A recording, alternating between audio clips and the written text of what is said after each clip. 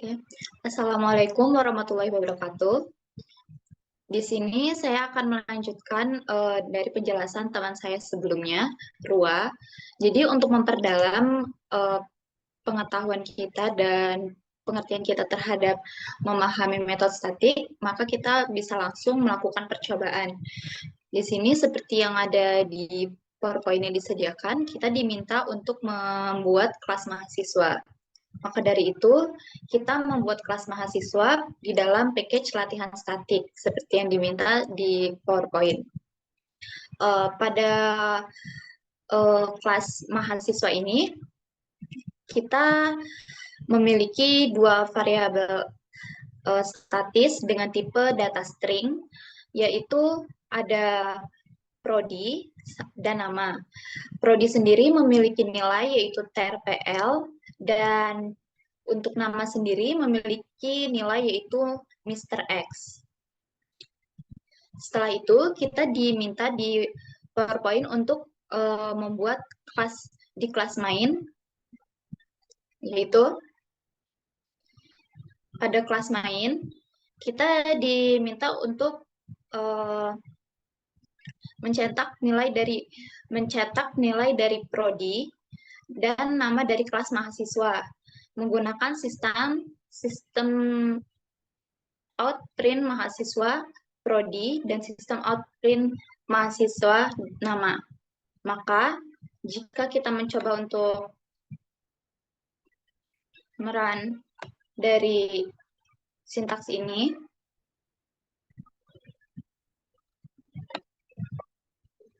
maka akan menghasilkan output berupa TRPL dan Mr. X. Selanjutnya, kita melanjutkan ke percobaan kedua. Di percobaan kedua ini, kita diminta untuk membuat source code di main class berupa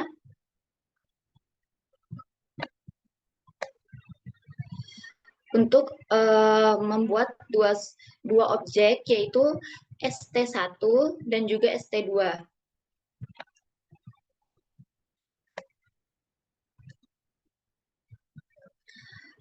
Mencetak nilai prodi dan nama objek ST1, ST2 menggunakan sintaks sistem outprint ST1 prodi dan ST2 nama. Setelah itu, nilai prodi dan nama dari ST1 diubah menjadi teknologi RPL, dan untuk ST1 nama menjadi Agus, dan ST2 prodi menjadi teknologi rekayasa perangkat lunak, dan ST2 menjadi Budi. Setelah perubahan nilai tersebut, kita mencetak kembali ST2 dan ST1 seperti break. Maka kita akan mencoba untuk melakukan run pada sintaks berikut.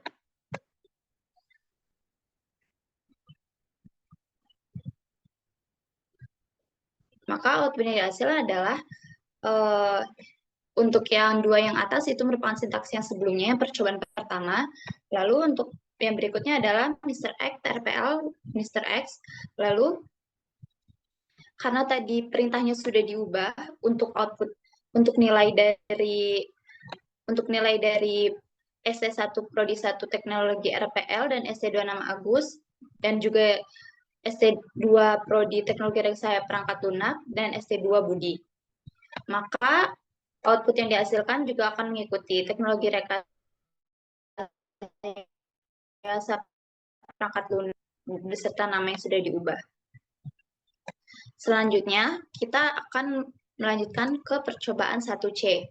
Di sini, pada percobaan 1C, kita diminta untuk membuat source code main di main class,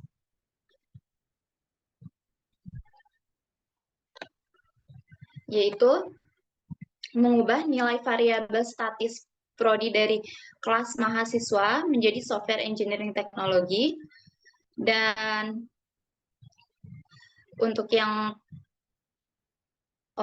untuk mahasiswa prodi itu menjadi software engineering teknologi. Maka jika kita melakukan run pada percobaan 1C, output yang dikeluarkan adalah seperti berikut.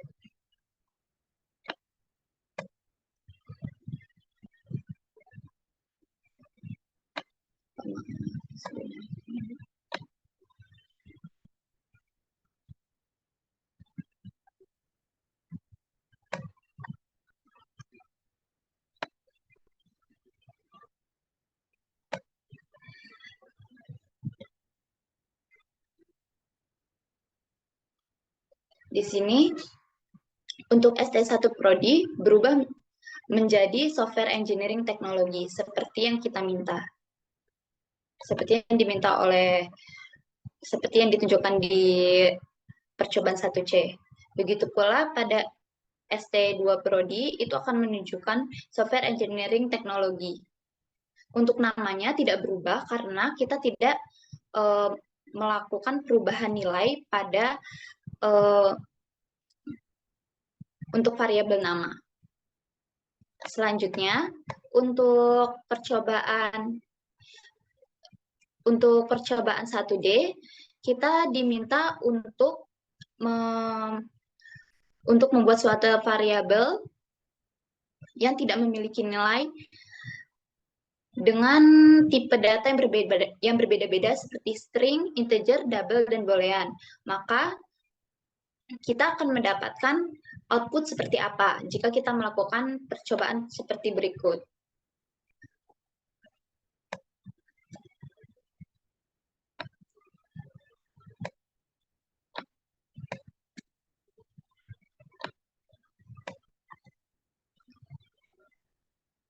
Maka di mahasiswa kita akan membuat percobaan 1D, yaitu bagaimana jika kita menggunakan tipe data string tanpa diberi nilai.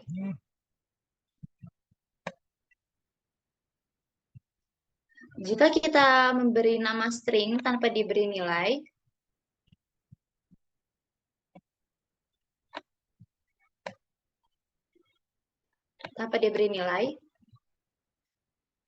maka ketika kita melakukan run di main class, secara default yang muncul untuk outputnya adalah null karena kita tidak memberikan nilai pada variabelnya. Selanjutnya, bagaimana jika kita menggantinya menjadi integer?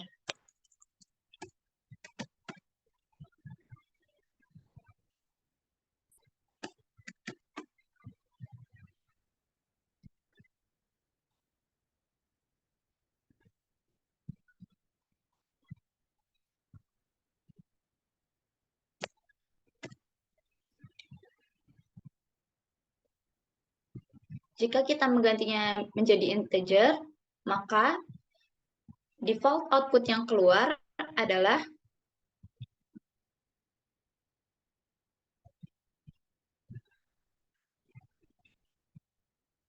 00, karena berarti default untuk nilai tipe data integer jika tidak diberi nilai adalah 0.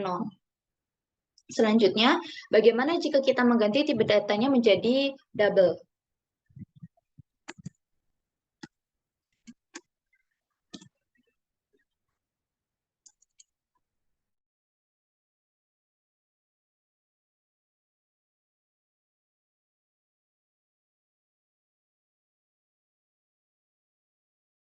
Bila kita mengganti tipe datanya menjadi double, maka output yang keluar adalah 0,0.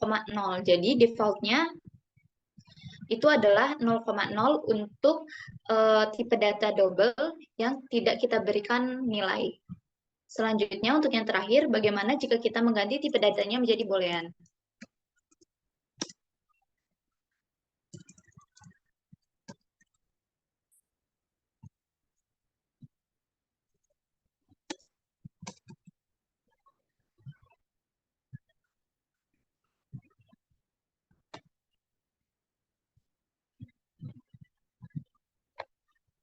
Apabila kita mengganti tipe datanya menjadi boolean, maka output yang keluar ada false.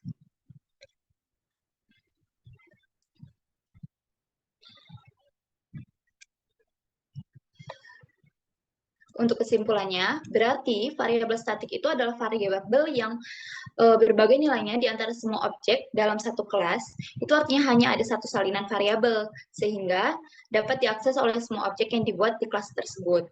Variabel statik sendiri itu menyimpan nilainya di lokasi memori yang sama, sehingga perubahan nilai pada variabel statik itu akan mempengaruhi semua objek yang menggunakan variabel tersebut.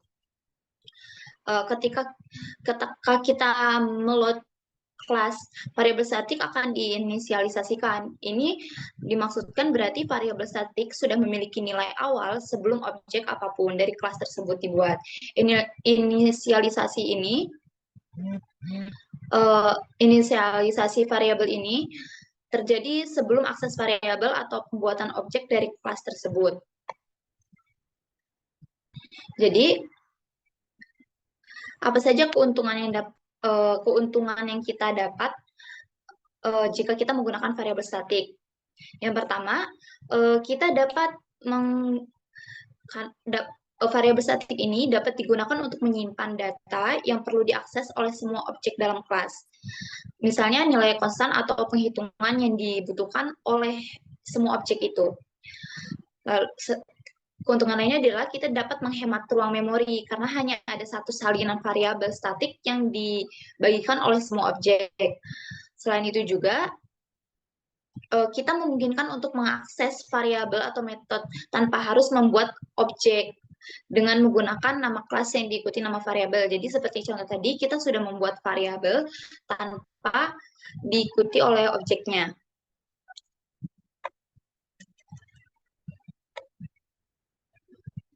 Cukup sekian, selanjutnya akan dilanjutkan oleh teman saya. Assalamualaikum warahmatullahi wabarakatuh. Aku Fadila Ain Salsabila di sini mau ngebahas tentang materi teori PBO, khususnya materi statik. Di sini ada kelas mahasiswa. Kelas mahasiswa ini memiliki dua properti. Yang pertama ada properti statik dari string prodi yang memiliki nilai default TRPL. Kemudian ada properti string nama. Di bawahnya ada konstruktor, terus ada method getter setter, dan semuanya merupakan method non-static. Lalu di kelas main terlihat ada beberapa codingan yang berwarna merah, yang artinya error. Ini merupakan codingan yang ada di PPT Pak Rifki. Di sini aku mau ngejelasin kenapa codingan ini merah dan gimana solusinya, serta kesimpulan-kesimpulannya.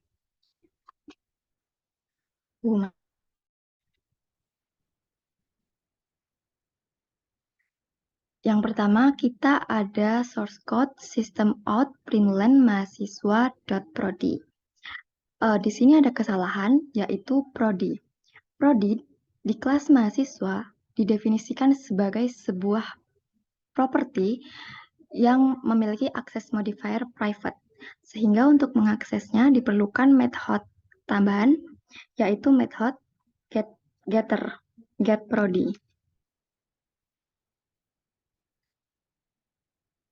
Nah, namun di sini juga masih terlihat ada kesalahan karena method getProdi merupakan method non-static yang kali ini sedang dicoba untuk diakses sebagai method static oleh mahasiswa.getProdi. Sehingga caranya untuk mengatasi errornya adalah dengan mengganti akses modifier dari method getProdi menjadi method static seperti ini.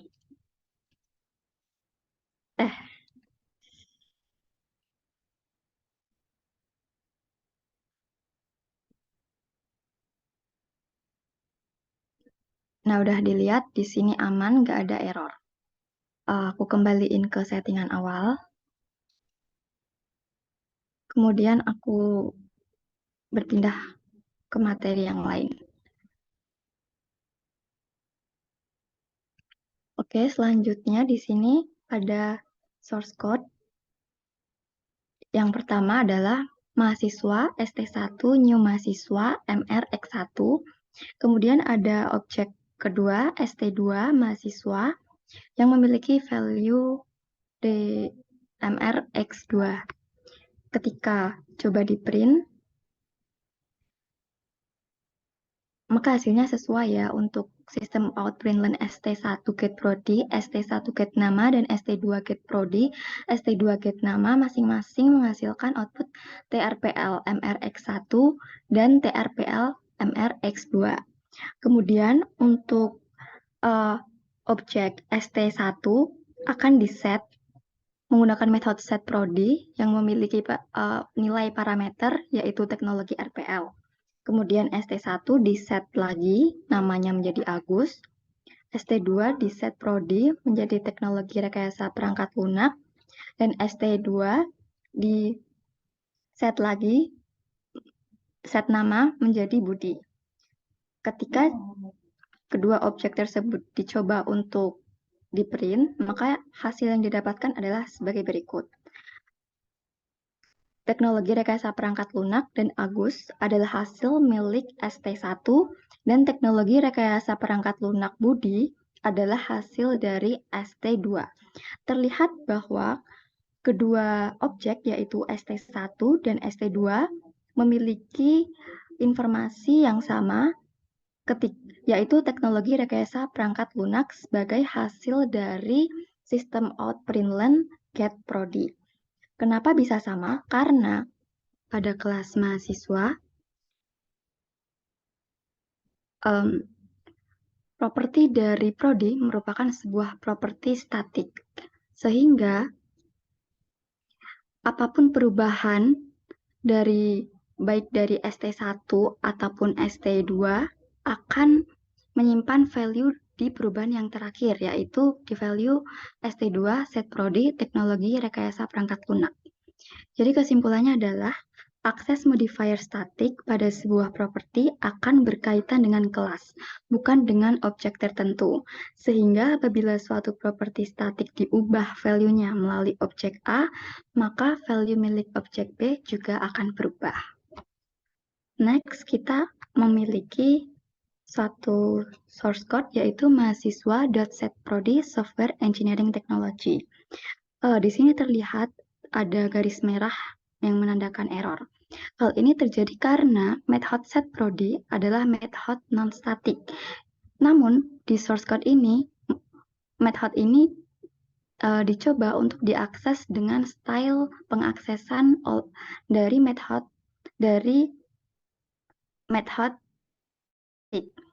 sehingga untuk menangani masalah ini, hal yang dapat dilakukan adalah mengganti method setProdi menjadi method static. Seperti ini. Public static void setProdi. Namun masih terlihat ada error kan ada this.prodi sama dengan prodi, yaitu cannot use this in a static content. Karena method this adalah karena keyword this akan merujuk kepada suatu variabel objek, bukan variabel kelas. Oleh karena itu, source code yang tepat adalah mahasiswa.prodi sama dengan prodi. Ketika dijalankan, tidak akan ada error. Kita ambil source code di bawahnya, yaitu kita coba untuk mengsys out ST1 get prodi, ST1 get nama, dan ST2 get prodi, ST2 get nama akan menghasilkan hasil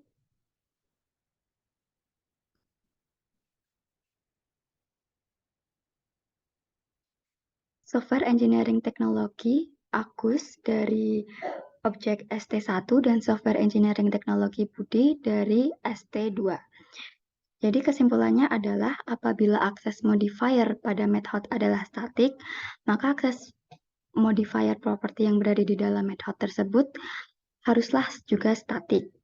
Pengubahan nilai dari properti statik dapat dilakukan melalui kelas dengan syarat method yang berkaitan memiliki akses modifier statik.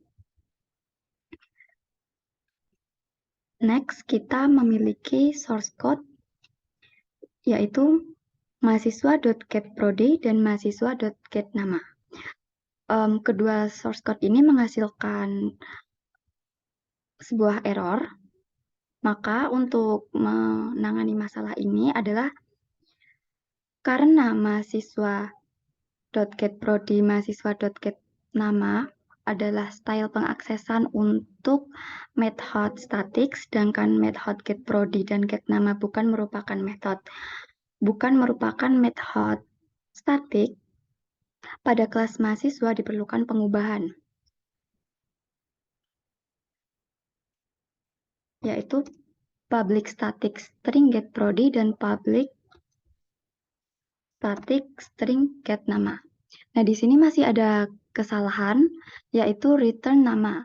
Nama ini adalah sebuah properti yang bersifat non-static, tapi dia dicoba untuk di-return melalui method static. Oleh karena itu, hal yang harus dilakukan adalah mengubah properti non-static menjadi properti static.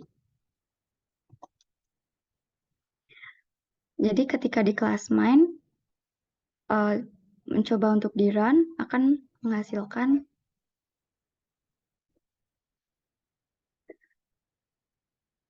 teknologi rekayasa perangkat lunak Budi. Aku akan kembalikan ke setelan awal, yaitu method nama tidak statik. Next, aku ada sebuah source code yang perlu dibahas. Nah, di sini ada warna merah di keyword this. Kira-kira kesalahan itu kenapa dan bagaimana cara memperbaikinya? Aku tahu, Kak. Oh, silahkan. Itu karena jika di dalam metode statik ada variabel yang dia non-statik, maka itu akan tanda merah. Apalagi kalau di dalam metode statik itu ada keyword this atau supernya. Karena di dalam metode statik tidak bisa mengandung keyword this atau super yang merujuk pada variabel non-statik. Oke, bener banget. Terus solusinya gimana?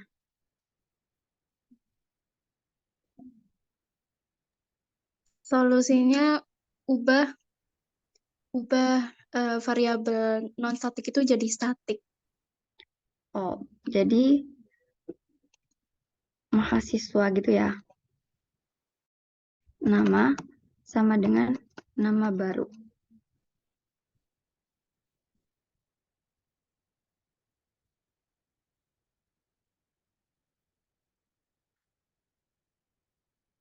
Oh, masih ada kesalahan nih. Kira-kira ada apa? Coba aku jawab aja ya. Di sini ada kesalahan mahasiswa.nama, yaitu cannot make a static reference to the non-static vault mahasiswa.nama. Sehingga solusi yang dapat dilakukan adalah mengganti properti nama menjadi statik. Seperti ini. Nah, terlihat bahwa errornya akan hilang. Begitu juga tadi di dalam method public static string tanya nama, tadi kan namanya ada kesalahan ya, return namanya ada kesalahan, ada garis merah karena ya tadi properti nama merupakan properti yang bersifat non-statik, tapi udah kita ubah tadi baru aja menjadi statik sehingga berimbas kepada method ini errornya akan hilang. Maka kesimpulan dari method statik adalah sebagai berikut. Untuk method non-statik, suatu method non-statik dapat memanggil method non-statik. Juga dapat memanggil method statik, dapat mengakses atribut non-statik, dan dapat mengakses atribut statik. Untuk method statik, dia tidak bisa memanggil method non-statik. Dia bisa memanggil method statik, Dia juga tidak bisa mengakses atribut non-statik, namun dia dapat mengakses atribut statik. Sekian dari saya. Terima kasih, akan dilanjutkan oleh Tantri setelah ini. Goodbye.